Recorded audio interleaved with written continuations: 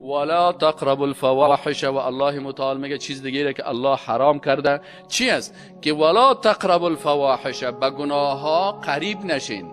قریب چی مانا؟ بسیاری وقتا الله نمیگه که فحشا نکن، نگفته زنا نکن، نگفته گناه نکن، گفته قریب نشو به گناه.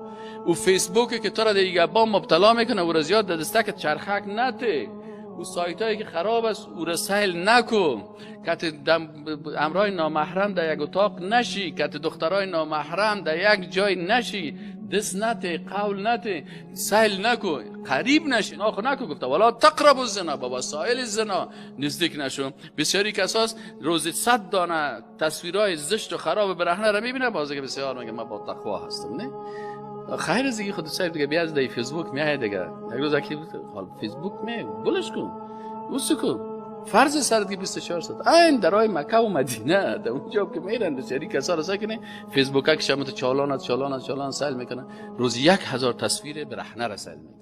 الله متعال میگه ولا تقربوا الفواحش، به فحشا و منکر و ایگپا، ما آنچه که ظهر آشکار از منها و ما بطن، و از آنچه که پوشیده هست از کلش دوری